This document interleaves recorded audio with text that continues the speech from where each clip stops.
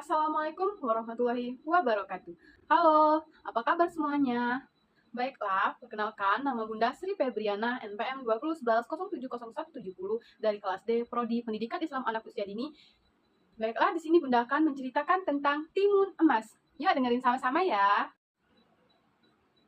Pada zaman dahulu, ada seorang nenek yang hidup sendiri.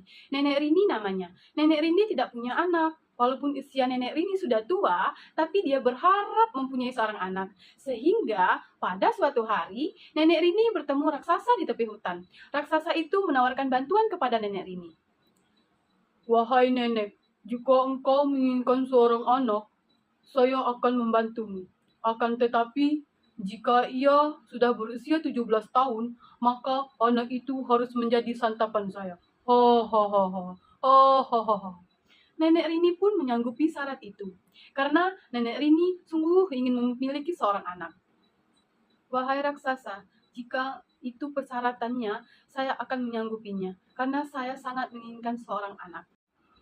Kemudian, raksasa itu memberi biji mentimun kepada Nenek Rini. Nenek Rini segera pulang dan menanam benih itu di halaman belakang rumahnya. Setiap hari, Nenek Rini menyirami benih itu. Ajaibnya, 2 minggu kemudian, tanaman itu sudah berbuah. Buahnya lebat sekali. Di antara sekian banyak buah mentimun yang tumbuh, ada satu buah yang sangat besar. Warnanya kekuningan. Kalau tertimpa sinar matahari, buah itu berkilau seperti emas. Nenek Rini sangat tertarik pada buah mentimun yang paling besar itu. Ia memetiknya dan membawa pulang. Wah, buah ini sangat berkilau dan sangat besar. Saya ingin memetiknya. Lalu, Nenek Rini membukanya dengan hati-hati. Ajaib. Ternyata ada seorang bayi perempuan yang sangat cantik di dalam mentimun tadi. Masya Allah, ternyata isinya seorang bayi perempuan yang sangat cantik. Saya sangat mensyukurinya ya Allah. Terima kasih. Kemudian, Mbok Rini menamakan bayi mungil itu Timun Emas. Saya beri nama aja Timun Emas, bayi yang mungil dan cantik ini. Mbok Rini sangat gembira dan menyayanginya. Hari, bulan, dan tahun pun berganti. Timun Emas tumbuh menjadi seorang gadis yang jelita. Mbok Rini dan Timun Emas bersiap pergi ke hutan untuk mencari kayu. Tiba-tiba, bum, bum, bum, tanah bergetar. Lalu disusul suara tawa yang menggelegar. Hahaha, hahaha. Ternyata raksasa datang untuk menagih janji pada Nenek Rini. Nenek Rini memeluk Timun Emas, lalu membisikkannya. Timun Emas, kamu pergi dulu ya ke tempat yang lebih aman. Kemudian, Nenek Rini keluar menemui raksasa itu. Nenek Rini berkata, dan ia meminta perpaktuan panjang.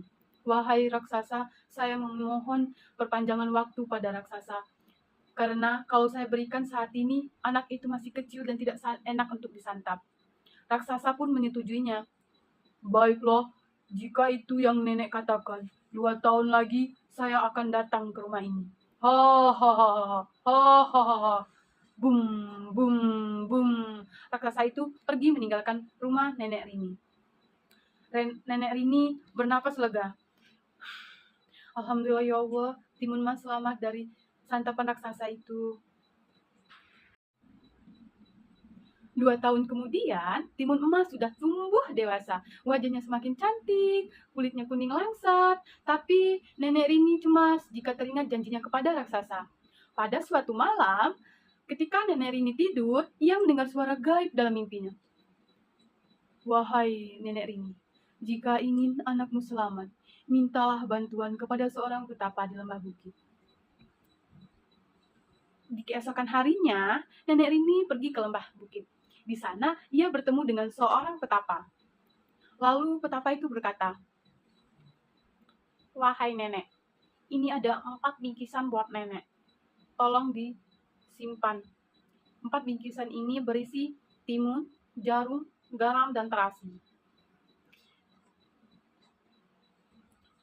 Kemudian, sesampainya nenek di rumah, ia menceritakan perihal pemberian petapa itu kepada Timun Emas. Timun Emas, nenek di sana tadi diberi dengan 4 bingkisan. yang berisi timun, jarum, garam, dan terasi. Ya, Nek. Itu disimpan dengan baik-baik mungkin. Hari berganti hari, hingga suatu ketika Nenek Rini sedang menyulam baju untuk timun emas, tiba-tiba bumi berguncang. Pertanda raksasa datang. Raksasa datang menagih janji Mbok Rini. Mbok Rini segera masuk ke dalam rumah. Diambilnya 4 bingkisan pemberian dari sang pertapa itu. Kemudian diberikan kepada timun emas. Wahai timun emas, ini kamu pegang, lalu kamu lewat pintu belakang ya, agar raksasa tidak mengetahui kalau timun emas ada di sini. Setelah timun emas berlari jauh, Nenek Rini keluar menemui raksasa. Nenek Rini memberitahu raksasa bahwa timun emas telah pergi. Raksasa marah. Oh, kenapa dia bisa pergi? Kenapa nenek tidak menjaganya? Dan segera melihat ke sekeliling. Dari kejauhan, raksasa melihat seorang gadis sedang berlari cepat di padang rumput. Dengan tubuh yang besar dan kesaktiannya, dalam waktu singkat raksasa sudah hampir bisa menyusul timun emas.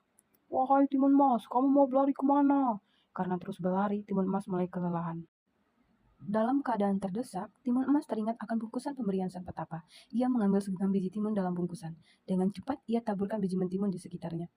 Saya harus menaburkan biji mentimun ini, agar raksasa tidak mengejar saya. Sungguh ajaibnya, mentimun itu langsung tumbuh dengan lebat. Buahnya besar-besar, raksasa itu berhenti ketika melihat buah mentimun dan memakannya dengan rakus. Setelah kenyang, raksasa itu kembali mengejar timun emas. Wah, mentimun ini sangat enak, sehingga saya merasa kenyang. Timun emas, kamu mau kemana? Kamu jangan kabur. Setelah kenyang, ia langsung mengejar timun. Hanya dalam beberapa gerakan kaki saja, ia sudah dapat menyusul timun emas. Timun emas, kamu jangan berlari, timun emas. Di saat yang kritis, timun emas menaburkan jarum-jarum yang terbuat dari bambu ke tanah. Sungguh ajaib, jarum-jarum itu berubah menjadi hutan bambu yang lebat. Raksasa itu berusaha menebusnya, namun tubuh dan kakinya terasa sakit karena tergores dan tertusuk bambu yang patah. Aduh, badan saya terasa sakit, kaki saya perih. Timun emas, kamu jangan pergi, timun emas. Raksasa pantang menyerah dan berhasil melewati hutan bambu itu dan terus mengejar timun emas. Timun emas, kamu jangan lari dari saya, timun emas. Karena timun emas kelelahan, kali ini hampir saja timun emas tertangkap.